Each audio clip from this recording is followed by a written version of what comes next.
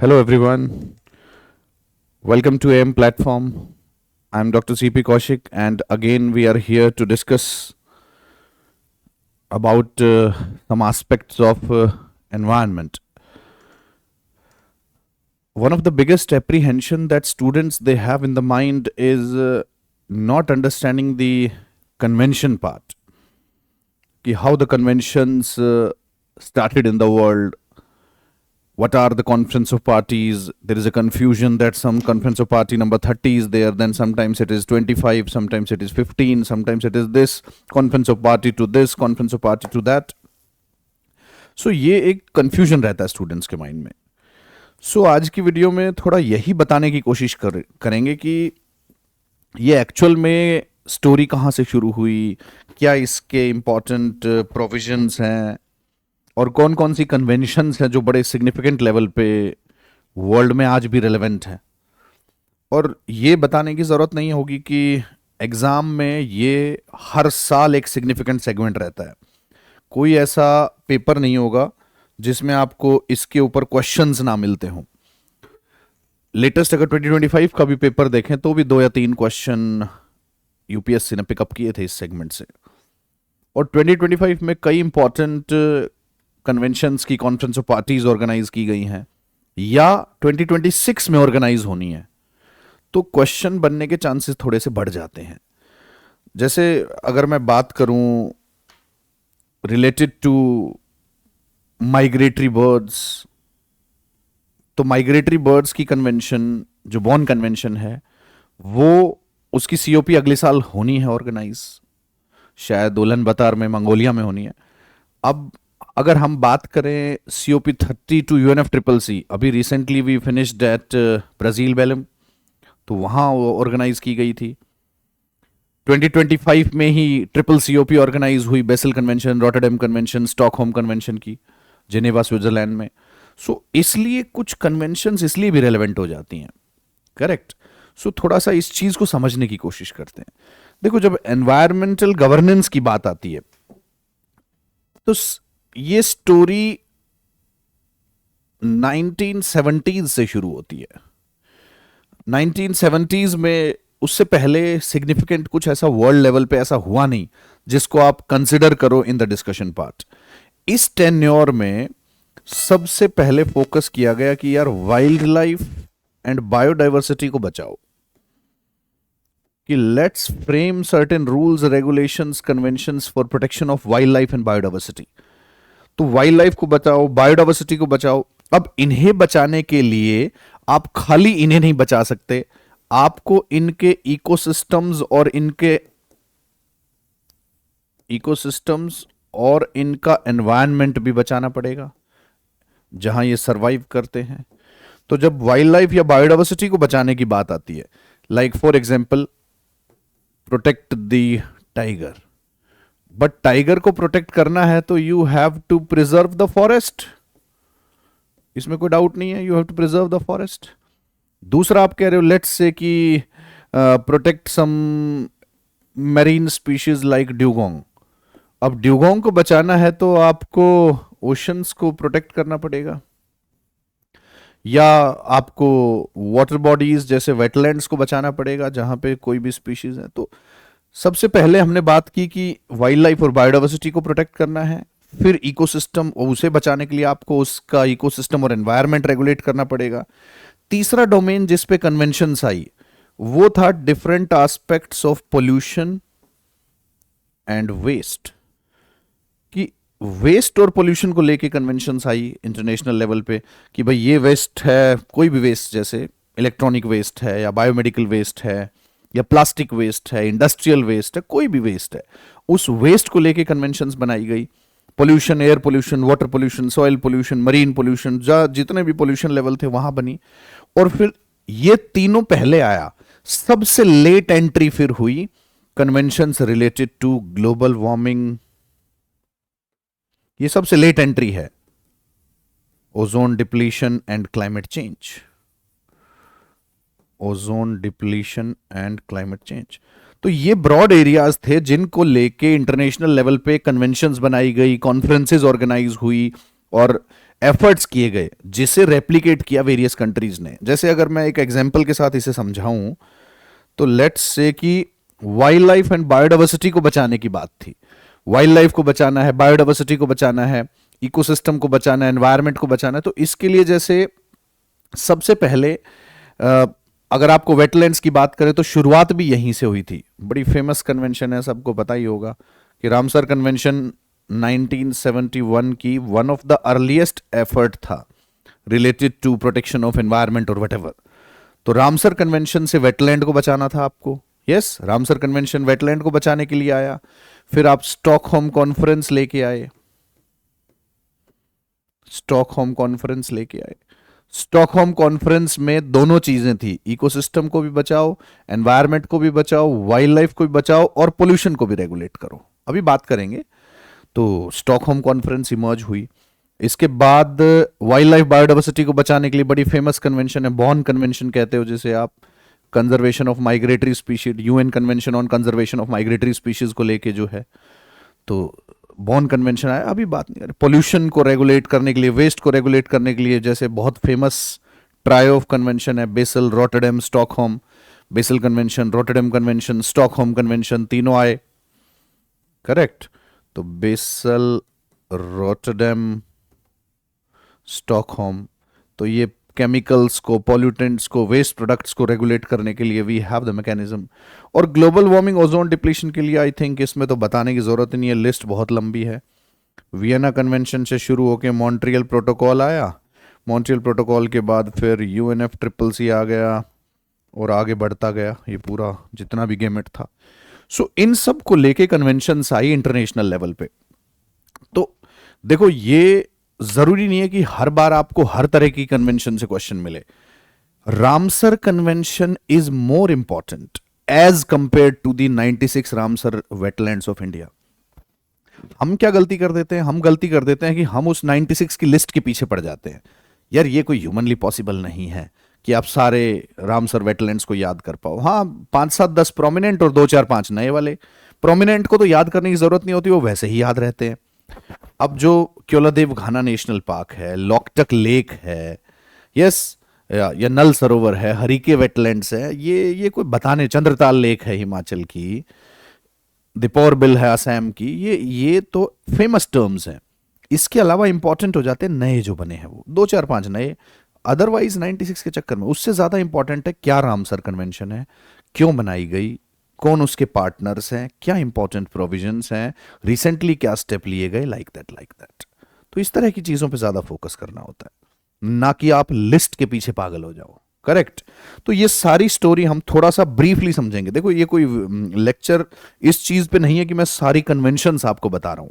मैं सिर्फ आपको ये बता रहा हूं कि कन्वेंशंस कैसे पढ़नी होती हैं और क्या क्या रेलेवेंट होता है। Yes, correct. पूरा डिटेल कन्वेंशन तो पढ़ाने में आपको 2-3 सेशंस चाहिए डेडिकेटेडली। तो सबसे पहले ये स्टोरी शुरू होती है with Ramsar convention only. International level पे सबसे पहले रामसर कन्वेंशन ही आई थी। रामसर कन्वेंशन 1971 में आई थी। इट केम इन 1971, जब इंटरनेशनल लेवल पे ये बात की गई कि we must protect the wetlands, we must protect the wetlands. Wetlands को बचाने के लिए रामसर कन्वेंशन आई। अब आपको यहां क्या समझना इंपॉर्टेंट हो जाता है कि what all categories of wetlands are included, what all categories are considered as wetlands. कि उस वेटलैंड में क्या कोई रिवर का हिस्सा है, कोई एस्चुरी है, कोई लेक है, कोई लेगून है, या पैडी फील्ड्स हैं, या फिर टेम्परेरी वेटलैंड है, परमानेंट वेटलैंड है, मैन मेड वेटलैंड है, नेचुरल वेटलैंड है। सारी कैटेगरीज को आपको समझना पड़ेगा कि कौन कौन सी कैटेगरीज के वेटलैंड्स को आप इसमें डिफाइन करते हो। दूसरा, इसकी ये एक इंटर गवर्नमेंटल ट्रीटी है। इंडिया इसका पार्टनर है, no doubt in that. Inter governmental treaty है ये। करेक्ट। इंटर गवर्नमेंटल ट्रीटी है Ramsar convention.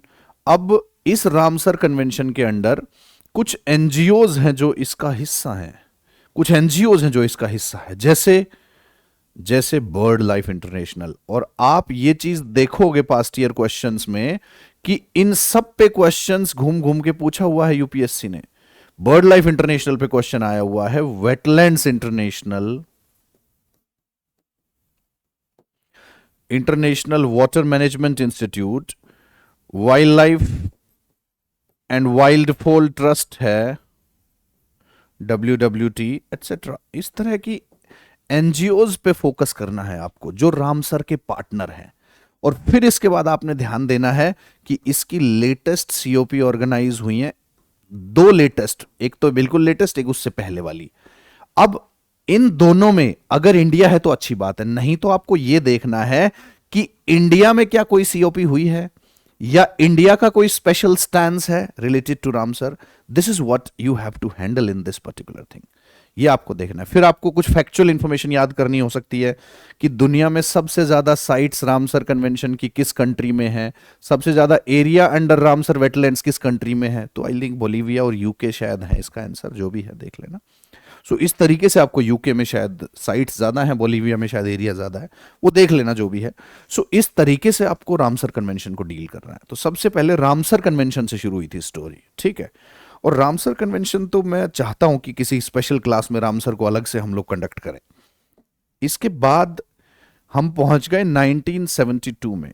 1972 the famous Stockholm conference, इसका नाम सबको पता ही होता है। This is one of the most famous environmental conference that we had, Stockholm conference 1972।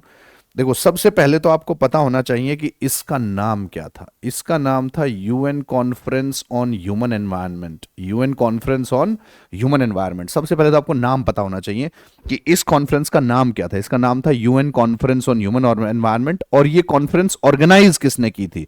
अब यूनाइटेड नेशंस तो लिखा हुआ है, बट आपको ये पता होना चाहिए कि ये किसने ऑर्गेनाइज की थी। यूनेस्को ने।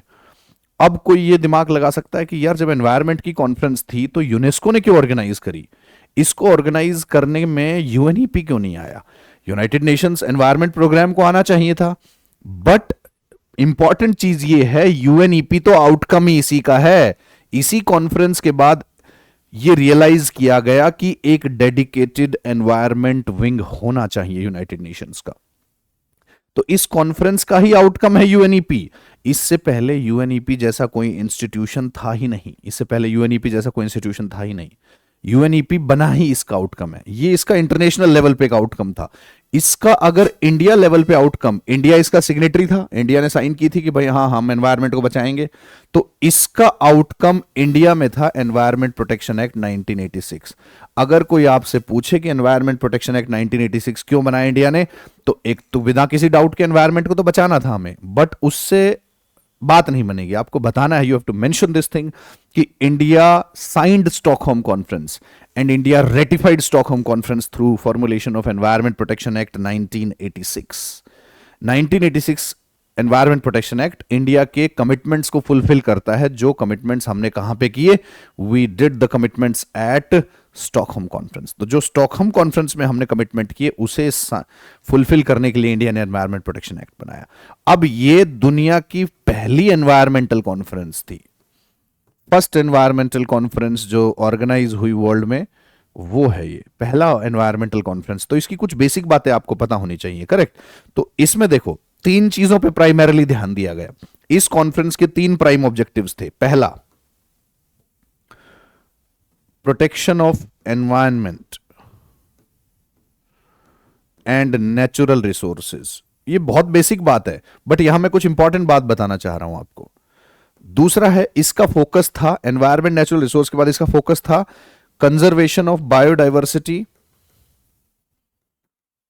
And wild life.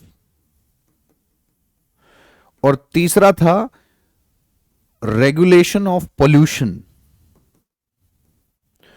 Regulation of pollution of multiple types. But जो डिफाइन इसने किए कि एयर पॉल्यूशन को रेगुलेट करना है, वाटर पॉल्यूशन को रेगुलेट करना है, और तीसरा इन्होंने कहा ओशन पॉल्यूशन को रेगुलेट करना है।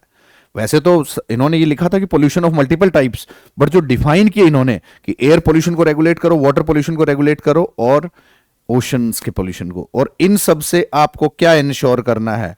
You have to ensure the well being of the people.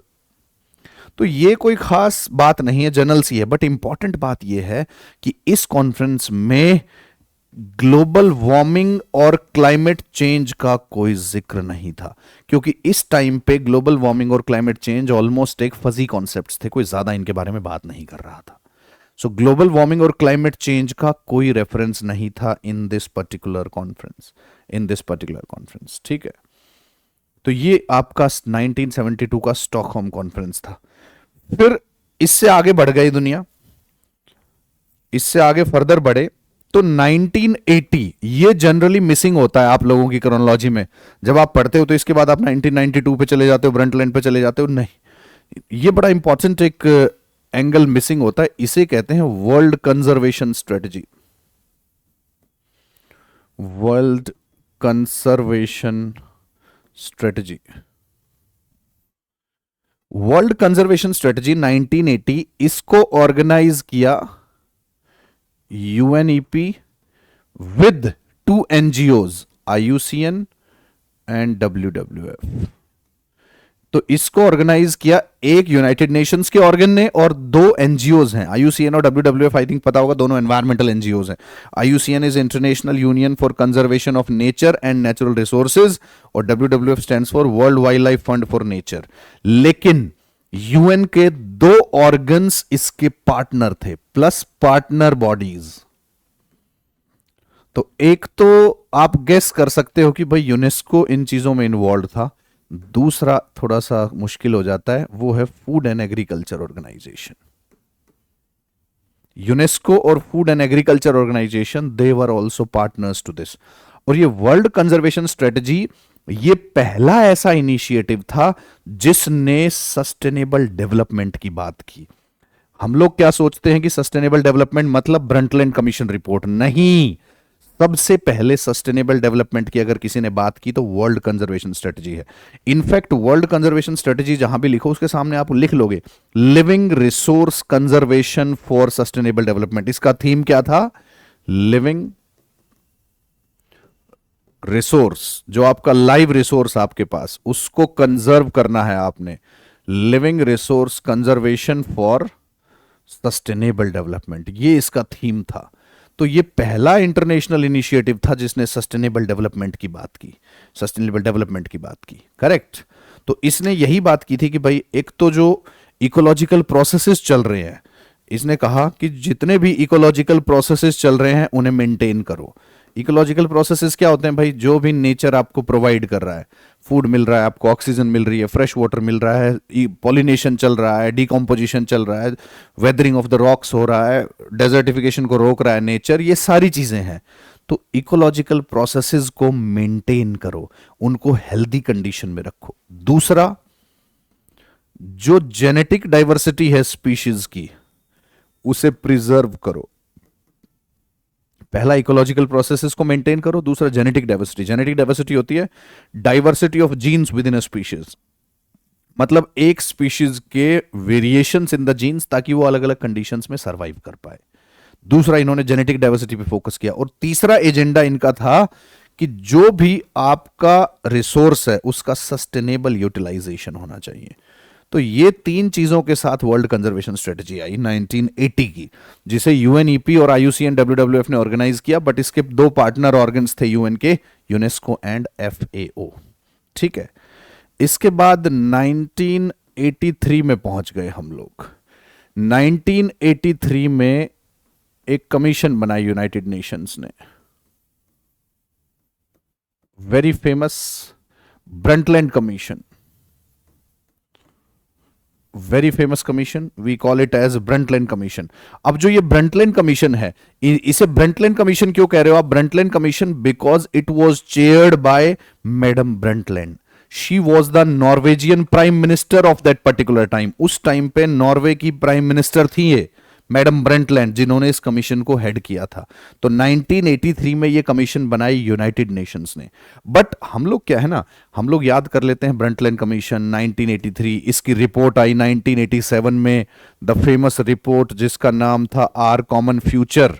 ये सबको पता होता है। और ये पहली ऐसी रिपोर्ट थी जिसने सस्टेनेबल डेवलपमेंट को डिफाइन किया। देखो कॉन्सेप्ट वर्ल्ड कंजर्वेशन स्ट्रेटजी में आया, बट इन्होंने डिफाइन किया, ये सबको पता होता है। लेकिन ब्रंटलैंड कमीशन का नाम पूछ लेगा यूपीएससी आपसे। ब्रंटलैंड कमीशन का नाम था world commission on environment and development. World commission on environment and development.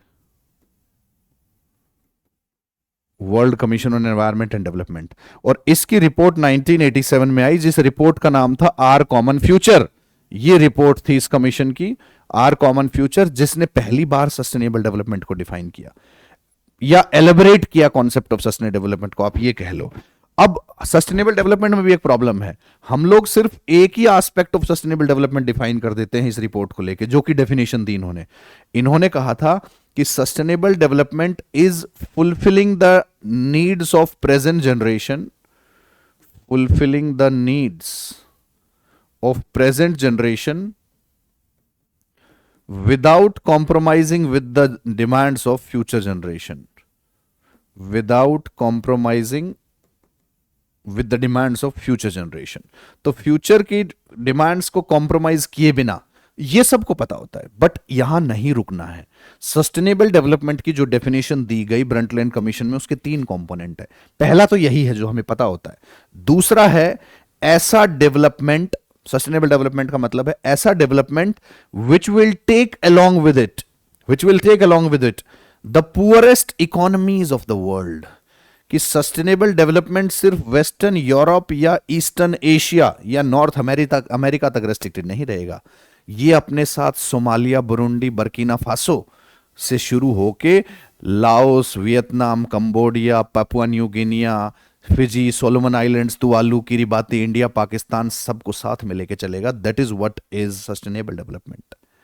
तीसरा, sustainable development which will reach even up to the most vulnerable sections of the society. तो ऐसा डेवलपमेंट जो सिर्फ superficial ना रहे, जो सेगमेंट, जो डेवलपमेंट सोसाइटी के सबसे वल्नरेबल सेगमेंट्स, जैसे लेट्स से कि ट्राइबल पॉपुलेशंस, फॉरेस्ट ड्वेलर्स, या और भी कोई भी आइलैंड कम्युनिटीज जो भी हैं, तो सबसे वल्नरेबल सेक्शन जो हर सोसाइटी में है, कंट्री में है, उन्हें भी साथ में लेके चले।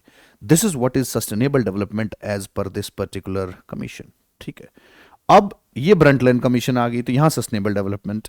इसके बाद स्टोरी शुरू होती है वो तीनों कन्वेंशन जो सिस्टर कन्वेंशंस कहते हैं, आपको you call them as sister conventions. इसके बाद आती हैं Basel convention, Rotterdam convention and Stockholm convention. और पूरे चांसेस हैं कि यहां से क्वेश्चन आएगा इस साल पेपर में। Basal, Rotterdam, Stockholm. कंफ्यूजन नहीं होना चाहिए, अभी मैंने स्टॉकहोम कॉन्फ्रेंस लिखा था 1972, अभी मैं स्टॉकहोम कन्वेंशन लिख रहा हूं।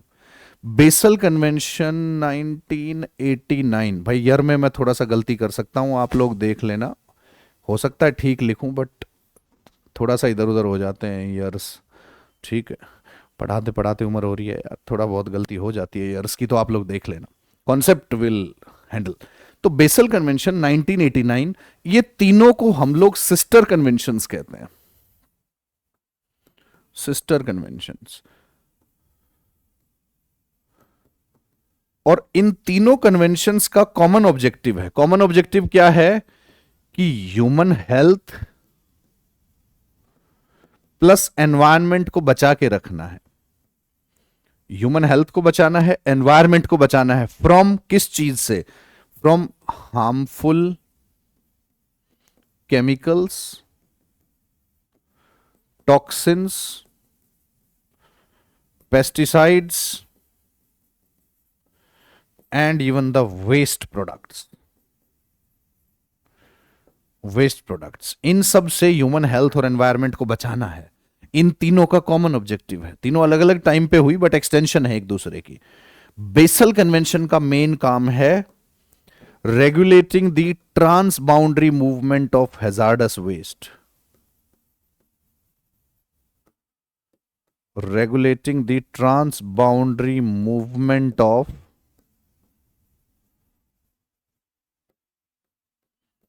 हैजार्डस वेस्ट, जो वेस्ट एक कंट्री से दूसरी कंट्री में ट्रांसफर हो रहा है, उस वेस्ट को रेगुलेट करो। अब ऑब्जेक्टिव सेम रहेगा, ताकि ह्यूमन हेल्थ और एनवायरनमेंट को बचाया जा सके, ताकि इनका नेगेटिव इंपैक्ट ना हो।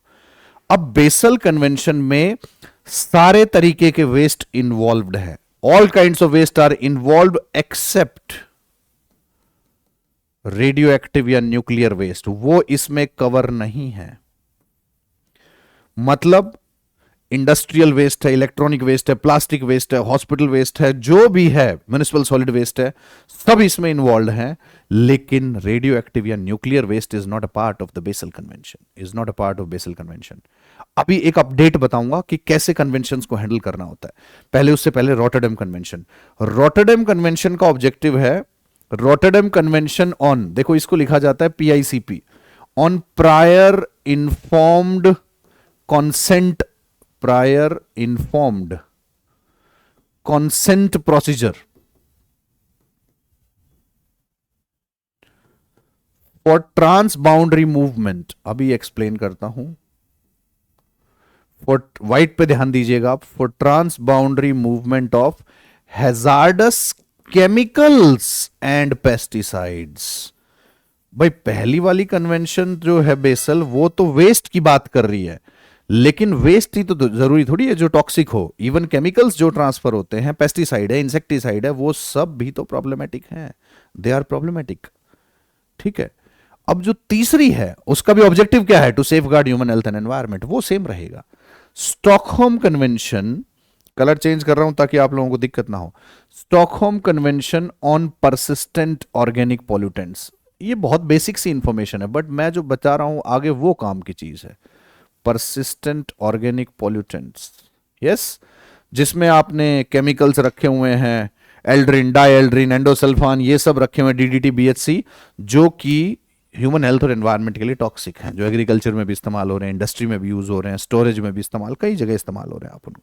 तो उन परसिस्टेंट ऑर्गेनिक पॉल्यूटेंट्स के लिए, जो कि I think presently 36 such chemicals are registered over here, और शुरू हमने किया था 12 सच केमिकल से, जो डेंजरस भी हैं, उन्हें डर्टी डजन बोला गया था। Those chemicals were referred as dirty dozen. अब इसका, ये तो बेसिक चीज आप कहीं भी पढ़ लोगे, that's not a problematic thing. Important aspect है कि इन तीनों की एक कॉमन COP ऑर्गेनाइज की गई। चलो यहां बता देता हूं, बट यहां ना तो कोरिलेट नहीं कर पाओगे। कॉमन COP ऑर्गेनाइज की गई तीनों की, जिसे ट्रिपल COP कहा जाता है। मतलब तीनों के तीनों एक साथ ही COP ऑर्गेनाइज कर ली, और ये हमने करी जिनेवा स्विट्जरलैंड में, इसी साल हुई थी, अप्रैल मई के आसपास जो भी था, जिनेवा स्विट्जरलैंड में ऑर्गेनाइज की गई। बट ये COP कॉमन जरूर थी, बट इसका नंबर सेम नहीं है। जैसे बेसल कन्वेंशन पुराना है, तो this 2025 COP was 17th conference of party to Basel, ये बेसल का 17th कॉन्फ्रेंस ऑफ पार्टी था, ये रॉटरडैम का 12th कॉन्फ्रेंस ऑफ पार्टी था, ये स्टॉकहोम का 12th कॉन्फ्रेंस ऑफ पार्टी था, बट ये हुआ एक साथ था। ऐसा नहीं है कि तीनों का same number. Conference of party का मतलब देखो, कॉन्फ्रेंस ऑफ पार्टीज मतलब इन कन्वेंशन की जो जो मेंबर कंट्रीज हैं, जो जो पार्टीज हैं जिन्होंने साइन किया हुआ है, उनकी एक कॉन्फ्रेंस हो रही है ताकि डिसाइड कर सके कि आगे क्या करना है। किसी भी कन्वेंशन का conference of party highest decision making body होता है। उसका काम ये होता है टाइम टू टाइम मिलते रहो। कई कन्वेंशंस का 1 साल में एक बार मिलता है, कई कन्वेंशंस का 2 साल में एक बार मिलता है, कई का 3 में 4 में भी मिलता है। तो जितने टाइम बाद भी मिल रहे हैं, बट वो डिसाइड करेंगे आगे का फ्यूचर एक्शन प्लान क्या रहेगा। अब ये जो COP है, ये क्यों इंपॉर्टेंट हो गया हमारे लिए? ये इंपॉर्टेंट इसलिए हो गया, एक तो इसका इंडिया से कॉन्टेक्स्ट आया कुछ। सबसे पहले तो चलो इसकी बात करता हूं। बेसल कन्वेंशन में आपने वेस्ट को रेगुलेट करना है एक कंट्री से दूसरा। तो जो ये नई COP हुई है 2025 में, इसमें हमने कहा था कि रेडियो एक्टिव वेस्ट इंक्लूड नहीं है, बाकी सारे। तो एक वेस्ट कैटेगरी है टेक्सटाइल वेस्ट, जो टेक्सटाइल इंडस्ट्री से आ रहा है, उसे इंक्लूड कर दिया गया। तो textile waste became a part of Basel convention in this COP। Textile waste became a part of convention on this. अब रॉटरडैम कन्वेंशन है to regulate the prior informed consent का मतलब होता है कि आप इन प्रायर एक इन्फॉर्म करोगे। लेट्स से कि एक कोई केमिकल पेस्टिसाइड है जिसे इंडिया से भेजा जाना है श्रीलंका, तो इंडिया पहले से ही बांग्लादेश को इन्फॉर्म कर देगा कि भाई ये प्रॉब्लम हो सकती है, इससे नेचर को दिक्कत हो सकती है, बायोडाइवर्सिटी को हो सकती है, हेल्थ को हो सकती है। तो हमने आपको पहले ही बता दिया कि क्या गड़बड़ हो सकती है। अब आप साइन करो, now you sign this thing कि in prior we informed you, और आपने कॉन्सेंट दिया है कि इसी चीज को प्रायर इन्फॉर्म्ड कॉन्सेंट प्रोसीजर कहा गया है, करेक्ट। अब इसमें दो नए पेस्टिसाइड्स ऐड किए गए हैं इस साल वाली कॉन्फ्रेंस ऑफ पार्टी में। वन इज कार्बोसल्फान और दूसरा है फेंथियोन। ये पेस्टिसाइड्स हैं भाई। तो यूपीएससी इस तरह के केमिकल अब उठा उठा के पूछ रहा है आप लोगों से, they will ask you these kind of things कि कार्बोसल्फान, फेंथियोन, ये पेस्टिसाइड्स हैं जो ऐड किए गए हैं, करेक्ट। लेकिन सबसे ज्यादा आने के चांस हैं स्टॉकहोम कन्वेंशन के, क्योंकि यहीं पे इंडिया का ऑब्जेक्शन आया है। तो स्टॉकहोम की जब मैं बात करूं, तो जो ये सीओपी 25 सीओपी वेट 12 नंबर है ना इसके लिए, तो COP number 12 to Stockholm convention, जो कि 2025 में जेनेवा में ऑर्गेनाइज हुई। यस, अब स्टॉकहोम कन्वेंशन है परसिस्टेंट ऑर्गेनिक पोल्यूटेंट्स को रेगुलेट करने के लिए, करेक्ट। तो इसमें 3 केमिकल्स ऐड किए गए हैं। क्लोरपाइरिफोस, पहला है क्लोरपाइरिफोस। यहीं पे इंडिया का मामला अटक गया, यहीं पे इंडिया का मामला अटक गया। ये एक पेस्टिसाइड है, चलो बात करेंगे, कोई बात नहीं। इंडिया का मामला यहीं पे अटक गया, ये एक तरीके का एक पेस्टिसाइड है, ठीक है। दूसरा है इसका long chain perfluoro carboxylic acids, perfluorocarboxylic acid. देखो नाम याद करना पड़ेगा, इसका इंडिया से ज्यादा कॉन्टेक्स्ट नहीं है, ठीक है। और तीसरा था मीडियम चेन क्लोरिनेटेड पैराफिन्स। ये 3 नए केमिकल ऐड किए गए स्टॉकहोम में। तो पहले 36 थे, उसी में शायद ये ऐड करके 36 हुए हैं। सो देख लेना एक बार नंबर कितना है। मीडियम चेंज क्लोरिनेटेड पैराफिन्स, अब ये 3 है, हमें ज्यादा मतलब नहीं है। ये जो क्लोरपाइरिफोस है ये इंडिया में इस्तेमाल होता है। इंडिया में फसल में जो इंसेक्ट्स नुकसान करते हैं उनको मारने के लिए हम ये यूज कर रहे हैं, इंसेक्टिसाइड की तरह इस्तेमाल होता है ये। अब इंडिया ने इसका ऑब्जेक्शन किया। इंडिया ने कहा यार आप इसको ऐड कर रहे हो, इसका कोई सब्स्टिट्यूट फिलहाल अवेलेबल नहीं है जो इंसेक्ट्स को मारे, जिस कैटेगरी ऑफ इंसेक्ट्स को ये मारता है। तो जब तक सब्स्टिट्यूट नहीं है इतने, अगर हम इसको यूज नहीं करेंगे तो हमारी फसल खराब हो जाएगी, तो फूड सिक्योरिटी चैलेंजेस हो जाएंगे। तो India objected to inclusion of chlorpyrifos, India objected to inclusion of chlorpyrifos in the list of persistent organic pollutants. India का दूसरा ऑब्जेक्शन है ये। इससे पहले 2010 में इंडिया ने एंडोसल्फान जब इन्होंने इंक्लूड किया था, तब इंडिया ने ऑब्जेक्शन किया था कि एंडोसल्फान एक पेस्टिसाइड है जो हम इस्तेमाल कर रहे हैं, इसका सब्स्टिट्यूट दो या तो हमें कोई जो सेफ हो, करेक्ट। तो इंडिया का दूसरा ऑब्जेक्शन है, पहला 2010 में था, अब 2025 में आया सीधा क्लोरपाइरिफोस नाम से, करेक्ट। तो इंडिया ने कहा कि इससे फूड सिक्योरिटी चैलेंजेस होंगे भाई, हम लोग इसका कोई सब्स्टिट्यूट ही नहीं है तो हम करें क्या, आप ये बताओ मुझे। कोई ऑल्टरनेटिव नहीं है, सब्स्टिट्यूट नहीं है, तो फूड सिक्योरिटी को कैसे करोगे, इतनी लार्ज पॉपुलेशन है हमारे पास। यस, अब ये हुआ क्यों? क्योंकि यूरोपियन यूनियन ने इसे 2021 में बैन कर दिया। यूरोपियन यूनियन ने बैन कर दिया, क्यों? उन्होंने कहा कि ये न्यूरो डिजनरेटिव है, ये नर्व्स को प्रॉब्लम क्रिएट करता है, it creates problem to the nerves, neurodegenerative है, न्यूरल डिसऑर्डर्स कॉज करता है। यूएस में भी ये बैन है बाय दिस आर्गुमेंट कि ये कार्सिनोजेनिक है, ये कैंसर कॉज करता है। तो ये अपडेट्स आपको चाहिए होती हैं रिलेटेड टू द कन्वेंशन। खाली कन्वेंशन पढ़ने से काम नहीं चलेगा कि आप बस बीआरएस कन्वेंशन पढ़ के आगे चल गया काम। क्वेश्चन क्लोरपाइरिफोस पे आएगा, बहुत ज्यादा चांस है आने के, क्योंकि 2010 के बाद इंडिया ने पहली बार ऑब्जेक्शन रेज किया है इस प्लेटफॉर्म पे कि इन केमिकल्स का यूज भाई आप ऐसे एकदम से बंद करोगे तो कैसे काम चलेगा, हमारे पास कोई सब्स्टिट्यूट तो अवेलेबल हो इसका, करेक्ट। चलो ये बता दी। एक यूएन कन्वेंशन ऑन सीएमएस है, CMS is conservation of migratory species. ये तो और भी पुरानी है, शायद 1979 if I am not wrong, देख लेना भाई year, again the year can be here and there. Conservation of migratory species, migratory species. देखो नाम में ही पता चल रहा है कि यूएन की कन्वेंशन है to protect the migratory species, कि माइग्रेटरी स्पीशीज जो इधर उधर घूम रहे हैं। पहली चीज तो माइग्रेटरी स्पीशीज चाहे लैंड से मूव कर रहे हो, जैसे लेट से हाथी मूव करता है, तो लैंड माइग्रेशन है। It can be aquatic migration, पानी से चाहे मूव कर रहे हो, जैसे अरेबियन सी हम्पबैक व्हेल, अरेबियन सी हम्पबैक व्हेल जो यमन ओमान के कोस्ट से मूव करके अरेबियन सी से होता हुआ इंडिया के वेस्ट कोस्ट के पैरेलल जाके श्रीलंका तक माइग्रेट करता है। या एवियन माइग्रेशन हो, हवा से माइग्रेट कर रहे हो, ये तो बहुत आसान आसान है। फ्लेमिंगोज हैं, फेल्कन्स हैं,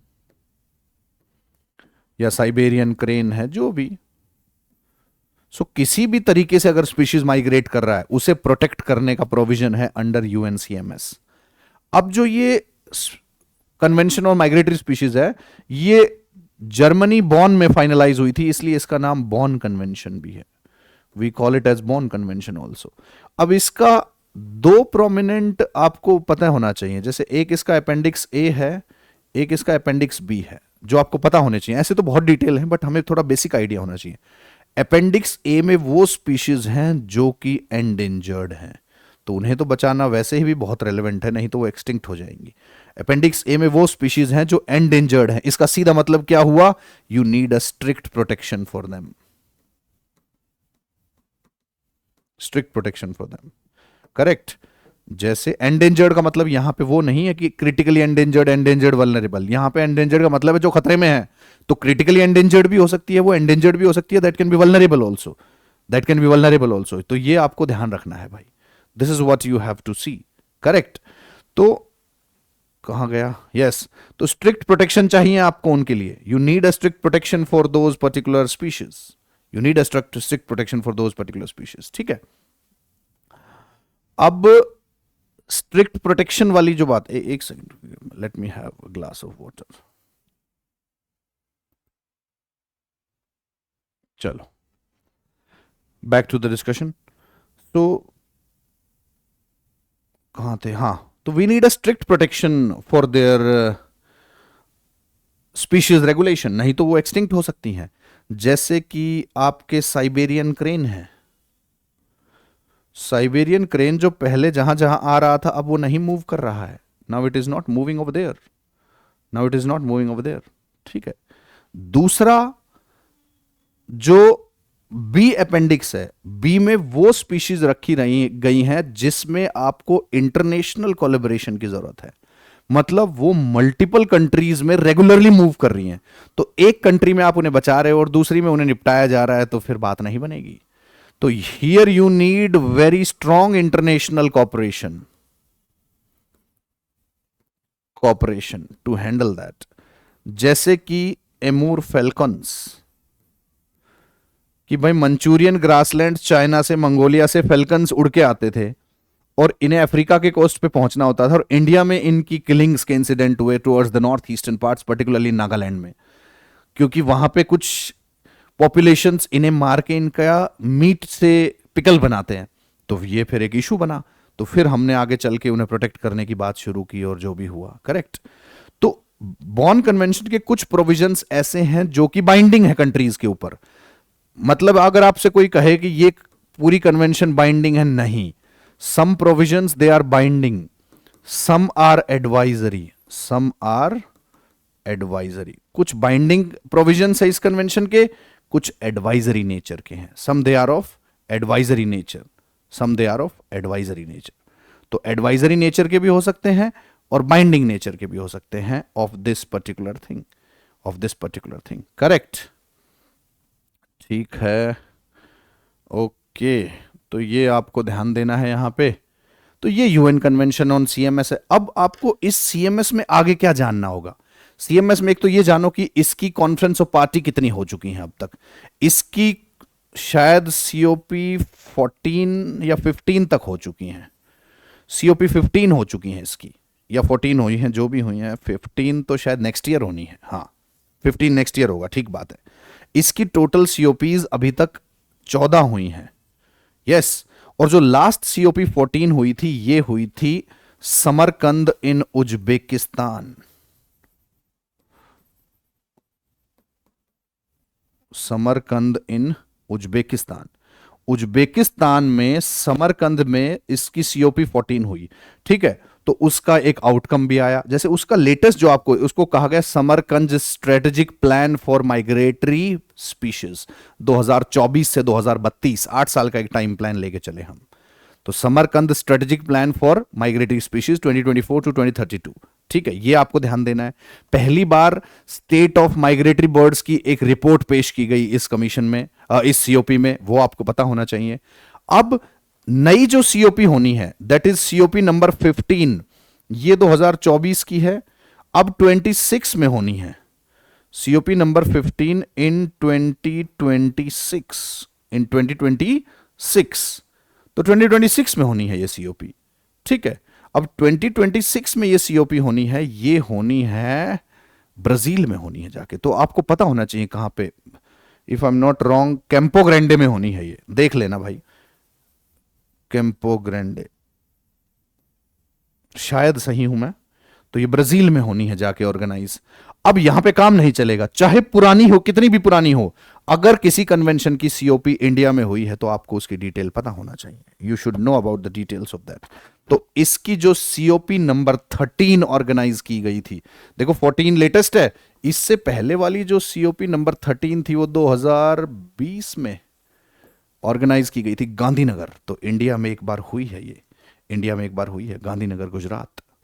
अब उस सीओपी की 2-3 डिटेल्स, अब पहले तो उसका यही पूछ लेंगे कि उसका मैस्कॉट कौन सा था, कौन सा ब्रांड बनाया गया था।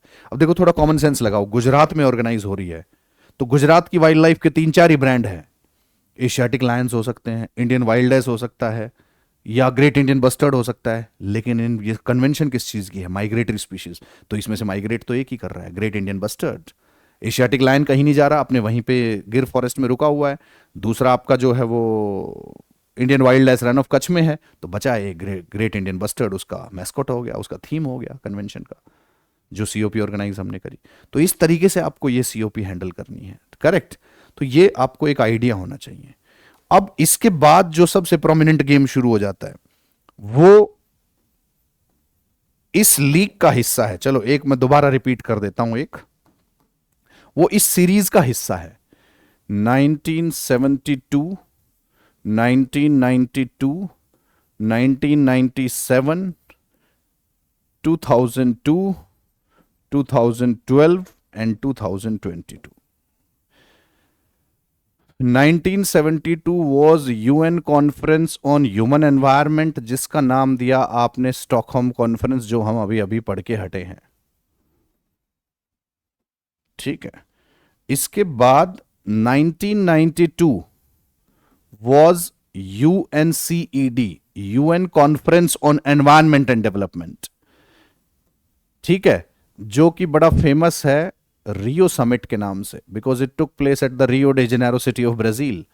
इसे अर्थ समिट भी कहा जाता है। देखो पहले तो ये कंफ्यूजन ही अपने दिमाग से खत्म कर दो। ये अर्थ समिट नंबर 1 था, ये अर्थ समिट नंबर 2 था 2002 वाला, और 2012 वाला अर्थ समिट नंबर 3 था। तो मतलब अब तक कितने अर्थ समिट हो चुके हैं, 3 हो चुके हैं। सो यूएनसीईडी इसका नाम था। ठीक है, रियो समिट, अर्थ समिट कह लो इसको। 1997 was New York summit, New York summit. अब ये रियो के 5 साल बाद हुआ, इसको नाम दिया गया रियो +5। ये रियो के 10 साल बाद हुआ, इसको नाम दिया गया रियो +10। ये रियो के 20 साल बाद हुआ, इसको नाम दिया गया रियो +20। ध्यान से देखना, ये रियो के 30 साल बाद हुआ, लेकिन इसको नाम ये नहीं दिया गया। ये स्टॉकहोम के 50 साल बाद हुआ, इसको नाम दे दिया गया स्टॉकहोम +50। यहां ट्रैप कर लेगा यूपीएससी, वो रियो +30 दे देगा तुम्हें, तुम फंस जाओगे। It is Stockholm +50, correct. तो 1997 वाला जो न्यूयॉर्क समिट था, रियो +5। 2002 ये हुआ था South African city of Johannesburg, इसलिए इसका नाम था जोहान्सबर्ग समिट। बट इसका ऑफिशियल नाम था world summit on sustainable development, world summit on sustainable development. फिर रियो +20 दोबारा कहां हुआ, Brazilian city of Rio de Janeiro, Brazilian city of Rio de Janeiro, और इसका नाम था UNCSD, UN conference on sustainable development. ठीक है जी। अब देखो, ये एक ऑनलाइन कॉन्फ्रेंस थी to celebrate the 50 years of Stockholm की। अब हमने दुनिया में 50 साल से we are focusing on environmental governance की, 50 साल हो गए हैं अब पूरी दुनिया में हमें एनवायरमेंट की कॉन्फ्रेंसेज ऑर्गेनाइज करते हुए। We have crossed more than 50 years in this particular thing, correct, कि 50 साल हमें हो गए हैं एनवायरमेंट की कॉन्फ्रेंसेज मनाते हुए। तो अब जो स्टॉकहोम प्लस 50 थी, उसका ऐसा कोई एज सच कोई आउटकम नहीं था जो आपको पता होना चाहिए कि भाई इसमें कुछ ऐसा हुआ कि आपको डिस्कस करना है उस चीज को, या कोई कोई ऐसी चीज जो याद रखनी। बस आपको यह ध्यान रखना है कि ये कोई शहर इन्वॉल्व नहीं है, ऑनलाइन समिट था to celebrate the 50 years of your Stockholm conference. Stockholm conference के 50 years को सेलिब्रेट करने के लिए आपने इसे ऑर्गेनाइज किया था। अब इसके इनके बारे में आपको थोड़ा बहुत आइडिया होना जरूरी है, और कुछ ऐसे पार्ट हैं जिनका बहुत डिटेल में आइडिया होना जरूरी है आपको, उसमें थोड़े बहुत से भी काम नहीं चलेगा। जैसे देखो, मैं 1992 को एक बार होल्ड पे कर रहा हूं, ये तो अपने आप में ही एक बवाल है, करेक्ट। इधर अगर आ जाएं, देखो 1992 का फिलहाल एक पॉइंट तुम्हें बता रहा हूं, इसका एक आउटकम था agenda 21। One outcome was agenda 21। तो जो न्यूयॉर्क समिट था उसका एजेंडा यही था कि 5 साल में हमने क्या किया है to achieve agenda 21। What important steps have been taken in the last 5 years to achieve Agenda 21? ये आपको पता होना चाहिए, और कुछ स्पेशल नहीं था। अब 2002 में जब आप आ गए, 10 साल हो चुके थे रियो को, जोहान्सबर्ग समिट है, आप नए मिलेनियम में आ चुके हो।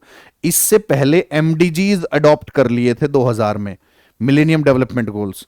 तो पहला तो इसमें यह रखा गया कि एमडीजीज को प्रोग्रेस पे कैसे क्या करना है, ठीक है। दूसरा नाम क्या है, world summit on sustainable development. दूसरा कि सस्टेनेबल डेवलपमेंट को अचीव करने के लिए हम लोग क्या खास कर रहे हैं, क्या स्टेप्स लिए जा रहे हैं। तो यहां भी कुछ ऐसा आपको बहुत अलग से मेंशन करने वाला नहीं मिलेगा। You will not find something very different to mention.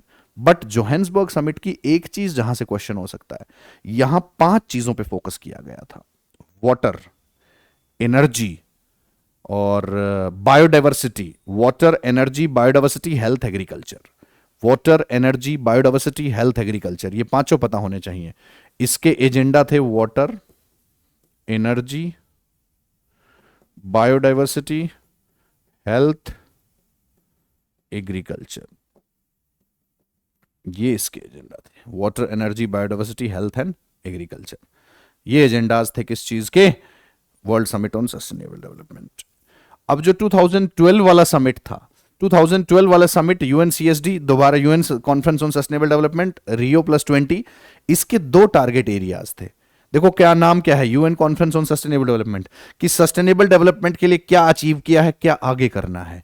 इसी का आउटकम बना आगे चल के हमने सस्टेनेबल डेवलपमेंट गोल्स शुरू किए 2015 से 30 वाले, 17 गोल्स थे जो। दूसरा इसका आउटकम था कि ग्रीन इकोनॉमी पे फोकस करो, ग्रीन इकोनॉमी पे फोकस करो।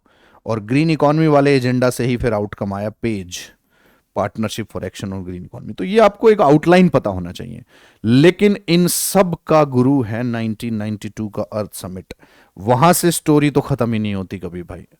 1992 अर्थ समिट, 1992 अर्थ समिट की 4 प्रोमिनेंट आउटकम्स हैं। पहला है एजेंडा 21, दूसरा है रियो डिक्लेरेशन, तीसरा है फॉरेस्ट प्रिंसिपल्स, और चौथा है ग्लोबल एनवायरमेंटल फैसिलिटी, जो इससे पहले ही आ गया था लेकिन इसी के साथ अटैच किया गया इसको। आ पहले ही गया था, ये 1991 में ही आ चुका था शायद, बट इसे अटैच इसके साथ किया गया। एजेंडा 21 बेसिकली देखो 1992 है, ये last decade of 20th century है, कि जो अब हम 21st सेंचुरी में एंटर कर रहे हैं उसमें सस्टेनेबल डेवलपमेंट को अचीव करने का एजेंडा क्या होगा। Agenda 21 basically sustainable development targets and way ahead in 21st century, ये था एजेंडा 21। ये एजेंडा 21 था कि जो आने वाली 21st सेंचुरी है उसमें आप सस्टेनेबल डेवलपमेंट कैसे अचीव करोगे, how you will achieve the sustainable development in that upcoming 21st century. दूसरा जो रियो डिक्लेरेशन दिया गया, इसके अंदर 3 कन्वेंशंस बनाई गई, सबको पता है आई थिंक, 3 कन्वेंशंस बनाई गई, UNCBD, UNCCD and UNF triple C. United Nations Convention on Biological Diversity, United Nations Convention to Combat the Desertification, and United Nations Framework Convention on Climate Change. Forest principles basically एक list of directions थी, जिसमें I think 27, देख लेना भाई, again not very sure, जिसमें 27 ऐसे principal बनाए गए कि किस तरीके से आप हैंडल करोगे नेचुरल रिसोर्सेज को जो फॉरेस्ट बेस्ड है। कुछ इस तरीके से बात की गई थी, not very relevant one. Global environmental facility world bank के अंडर एक पैसा है, it's a fund, it's a money, global environmental facility, कि ये सब जब आप करोगे, इतने एफर्ट्स करोगे, तो उसके लिए पैसा तो चाहिए ना। तो ग्लोबल एनवायरमेंटल फैसिलिटी दुनिया का पहला फर्स्ट फाइनेंशियल मैकेनिज्म है, first financial mechanism under world bank, जो कि कंट्रीज को हेल्प करता है उनके टारगेट्स पूरे करने के लिए। किस चीज से related? Related to these 5 conventions. 3 तो ये लिखी हुई है, देखो, पहला, दूसरा, तीसरा। इसके अलावा चौथा जो टारगेट था वो था Minamata convention to regulate the spread of mercury, Minamata convention to regulate the spread of mercury. और 5वां था वो अभी हम पढ़ के आए हैं, Stockholm convention on persistent organic pollutants, Stockholm convention on pops. एक बड़ी इंपॉर्टेंट बात यहां पे ये हो जाती है कि 6th ये मॉन्ट्रियल प्रोटोकॉल को सपोर्ट नहीं कर रहा है, कि it is not sponsoring Montreal protocol directly, but अगर कंट्रीज ओजोन डिप्लीटिंग सब्सटेंसेस को फेज आउट करने के लिए कुछ सब्सटीट्यूट लेके आते हैं तो उन्हें ये सपोर्ट करता है। तो 6th है ये, ओजोन डिप्लीटिंग सब्सटेंसेस के फेज आउट को सपोर्ट करता है। This is what is there, correct. तो ये पैसा है। अब असली गेम बच गया तीनों कॉन्फ्रेंसेस, जो 3 कॉन्फ्रेंस हमारी हुई, UN convention on biological diversity, UN convention to combat desertification and UN framework convention to combat framework convention on climate change. देखो, इसका नाम ही समझ में आ रहा है कि ये बायोडाइवर्सिटी मतलब नेचुरल वर्ल्ड को बचाने की एक कन्वेंशन है। टू कॉम्बैट डेजर्टिफिकेशन, इसका काम है to regulate the spread of desert, to regulate the spread of desert, to regulate the spread of desert. और यूएनएफ ट्रिपल सी है जो, इसका काम है क्लाइमेट चेंज, ग्लोबल वार्मिंग को रोकना, regulation of climate change and global warming. ये तो नाम से ही समझ में आ रहा है तीनों का, करेक्ट। अब यूएनसीबीडी है, इसकी अपनी कॉन्फ्रेंस ऑफ पार्टीज है, इसकी अपनी सीओपीज हैं।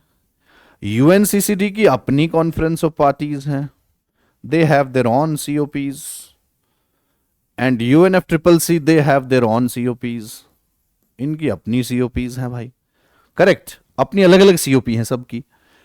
जैसे यूएनएफ ट्रिपल सी की अब तक 30 सीओपीज हो चुकी हैं 2025 वाली को मिला के। 1995 में बर्लिन में पहली सीओपी हुई थी इसकी, तब से लेके अब तक 2025 तक आप जो अभी ब्राजील बेलम में ऑर्गेनाइज की गई वो आपकी सीओपी नंबर 30 है, that is your COP number 30। तो ये जो लिस्ट है 30 की, इसमें से कम 15 ऐसे हैं जिसका रेफरेंस आपको पता होना चाहिए, और कम से कम 4 या 5 ऐसे हैं जो डिटेल में आने चाहिए आपको। You should know about the details of those, you should know about the details of those, correct. अब यूएनसीबीडी जो है, चलो अभी यूएनएफ ट्रिपल सी की बात पे आऊंगा। यूएनसीबीडी का काम है बायोलॉजिकल डाइवर्सिटी को रोकना। इसकी पहली सीओपी 1994 में हुई थी बहामास में। बताओ, ये कोई सीओपी ऑर्गेनाइज करने की जगह है? बहामास में जाके ऑर्गेनाइज करी सीओपी पहली। और लेटेस्ट अगर बात करें यूएनसीबीडी की, तो सीओपी नंबर 16 तक हो चुकी हैं, सीओपी नंबर 16, और नेक्स्ट ईयर सीओपी नंबर 17 होनी है। शहर का नाम देख लेना, country is Armenia. COP 17 Armenia में ऑर्गेनाइज होनी है नेक्स्ट ईयर, ठीक है। इससे पहले वाली जो सीओपी हुई 16 नंबर, ये कोलंबिया में ऑर्गेनाइज हुई थी, काली कोलंबिया। बट सीओपीज जो यूएनसीबीडी की हैं, इसमें कई बार ना स्प्लिट करते हैं वो लोग। जैसे काली कोलंबिया में सीओपी ऑर्गेनाइज की गई 2024 में, सीओपी नंबर 16, उसी 16 का सेकंड पार्ट ऑर्गेनाइज किया गया इटली में, रोम में। ऐसे इसके दो हिस्से होते हैं कई बार, तो आर्मेनिया में ऑर्गेनाइज होनी है। अब आपको जो लेटेस्ट है उसकी आउटकम 16 का क्या आउटकम है। इससे पहले कुनमिंग डिक्लेरेशन आया था, वो बड़ा फेमस है, कुनमिंग बायोडाइवर्सिटी फ्रेमवर्क पे जो भी है, बायोडाइवर्सिटी फंड की बात थी, आर्मेनिया में होनी है, उसके क्या ऑब्जेक्टिव्स हैं। लेकिन उससे ज्यादा रेलेवेंट हो जाता है, क्या इसकी कोई सीओपी इंडिया में हुई है। तो इसकी सीओपी 2012 में, सीओपी नंबर 11 इन 2012 हैदराबाद। तो इसका क्या रिलेटेड है, ये आपको पता होना चाहिए इंडिया के कॉन्टेक्स्ट में। फिर यूएनसीबीडी के 3 आउटकम आए, 3 आउटकम यूएनसीबीडी के।